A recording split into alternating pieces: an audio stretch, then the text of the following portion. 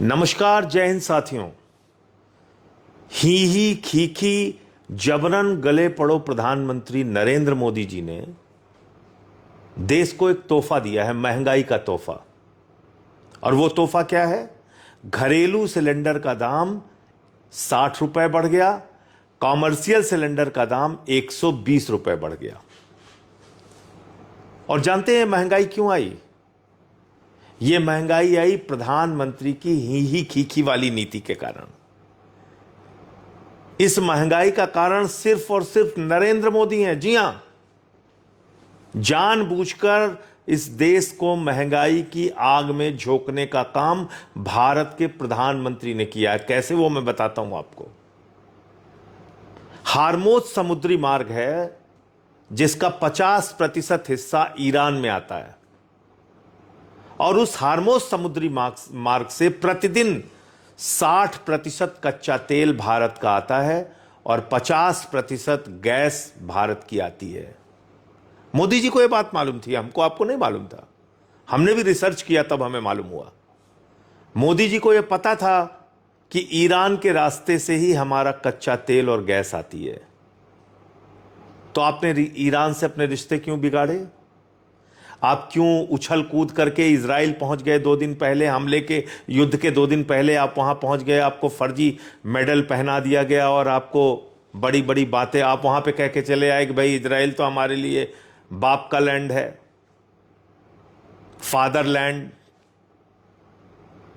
वहां आप पहुंच गए और जब आप वापस आ गए हिंदुस्तान, उसके बाद वहां युद्ध हो गया। खामेनेई की हत्या कर दी इजराइल और अमेरिका ने, जो वहां के सुप्रीम लीडर थे। आप संवेदना के एक शब्द नहीं बोलते उनके लिए। 160 स्कूली बच्चियां मार दी जाती हैं, आप एक शब्द नहीं बोलते। आपने ईरानी नौसेना के जहाज को मेहमान के तौर पे हिंदुस्तान में बुलाया। वापस जाते समय अमेरिका ने आपकी सीमा पर उस नौसेना के जहाज को गिरा दिया और 100 से ज्यादा लोग मारे गए। एक शब्द आपने संवेदना के नहीं बोले। ईरान आपका परंपरागत मित्र है, उसने आपको सस्ते में तेल उपलब्ध कराया है। उसने 1994 में ऑर्गेनाइजेशन ऑफ इस्लामिक कंट्रीज के खिलाफ, जब वो कश्मीर का मसला लेकर यूनाइटेड नेशंस में जा रहे थे, तो आपका साथ ईरान ने दिया था उस वक्त, प्रधानमंत्री जी। और आज ध्रुव राठी का एक वीडियो आया, देखिएगा। भारत का कोई भी प्रधानमंत्री इतना नहीं झुका जितना आप झुक गए। सब मजबूती से खड़े रहे अमेरिका के खिलाफ। जब उसने हमारे ऊपर आर्थिक प्रतिबंध लगाया, आदरणीय अटल जी थे, डॉक्टर मनमोहन सिंह जी थे, इंदिरा जी थी, सब ने तमाम अमेरिका की दादागिरी को झेला, बर्दाश्त किया। अमेरिका ने परमाणु परीक्षण के वक्त हमारे ऊपर आर्थिक प्रतिबंध लगाया। उसने 71 के युद्ध में हमारा विरोध किया, 7वां बेड़ा भेज दिया। 65 में पाकिस्तान के युद्ध के वक्त हमारे ऊपर आर्थिक प्रतिबंध लगाया। अभी ट्रंप कह रहा है उसने आपके ऊपर, आपको धमका के सीज फायर कराया। आपकी इज्जत, देश की इज्जत, हमारे बहादुर सैनिकों की इज्जत को तार तार किया उसने।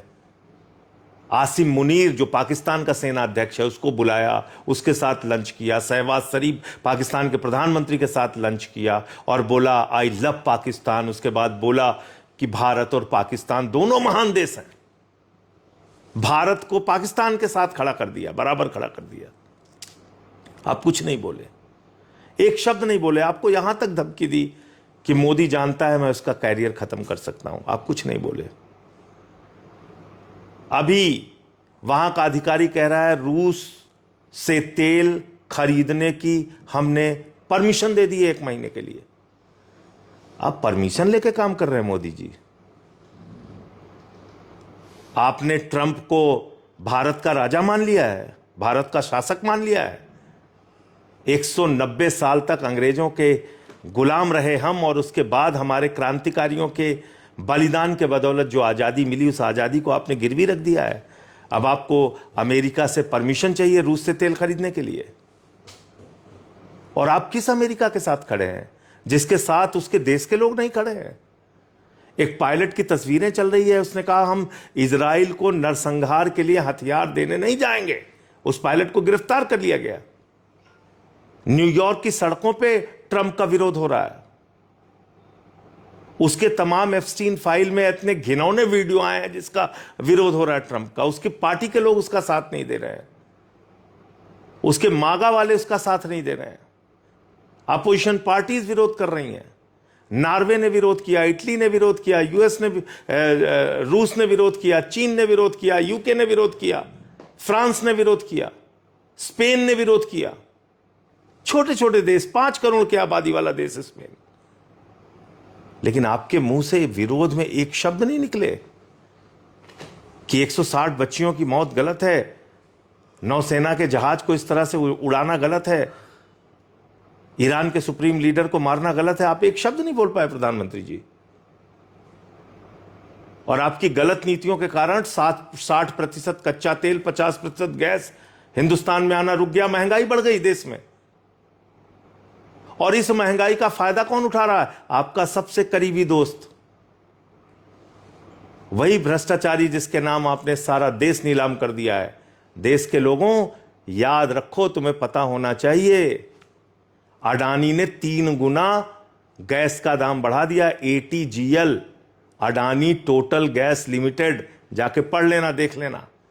और इतना ही नहीं, अंधभक्तों, आप नेतन्याहू को जिताने के लिए पूजा कर रहे हो ना। वो नेतन्याहू कौन है? इसको भी जरा सर्च कर लेना गूगल पे, तुम्हें मिल जाएगा। नेतन्याहू वो है जिसका बेटा एक तस्वीर डालता है मां दुर्गा की, ये आपत्तिजनक तस्वीर डालता है, जिसको गले लगाते फिर रहे हैं नरेंद्र मोदी जी, जिसको जिताने के लिए तुम लोग पूजा कर रहे हो अंधभक्तों। ये नेतन्याहू का बेटा मां दुर्गा की ये फोटो ट्वीट कर रहा है, आपत्तिजनक फोटो। कुछ तो शर्म करो। इसलिए मोदी जी, आप एप्स्टीन फाइल के दबाव में हैं, पूरा देश जान चुका है। एप्स्टीन फाइल में आप बुरी तरीके से फंस चुके हैं। आपने इजराइल की पिछली यात्रा भी एप्स्टीन के कहने पे की थी, आप वहां नाचे गाए, जो जो आपने किया। इस यात्रा के बाद युद्ध शुरू हो गया। युद्ध के विरोध में आपने एक शब्द बोला नहीं। और अमेरिका का विदेश उपमंत्री भारत की धरती पे आके आपको अपमानित करके चला गया, कह के चला गया, हम आपको अपने प्रतियोगिता में नहीं खड़ा होने देंगे, हमने जो गलतियां चीन के साथ की वो आपके साथ नहीं करने देंगे। यानी आपको 2M दर्जे के नागरिक से भी कम हैसियत दे रहा है वो। फिर भी आपके मुंह से एक शब्द नहीं निकला। तो इसलिए आप एप्स्टीन फाइल के जबरदस्त दबाव में है मोदी जी। उसमें हरदीप पुरी जी फंसे हुए हैं, अनिल अंबानी आपका दोस्त फंसा हुआ है। उस एप्स्टीन फाइल में तमाम खुलासे हुए हैं। आपके दोस्त, जिगरी दोस्त अडानी को भ्रष्टाचार के मामले में सम्मान मिला हुआ है अमेरिका में। अब आप बोल नहीं सकते, अब आप कुछ नहीं कर सकते। इसलिए बेहतर यह है कि भारत माता के स्वाभिमान और सम्मान के लिए आप अपने पद से इस्तीफा दे दीजिए। आपको अपने पद पर बने रहने का हक नहीं है। आप भारत के गौरव, भारत के सम्मान, भारत के स्वाभिमान, भारत की संप्रभुता, भारत की प्रतिष्ठा को अब आप नहीं बचा सकते।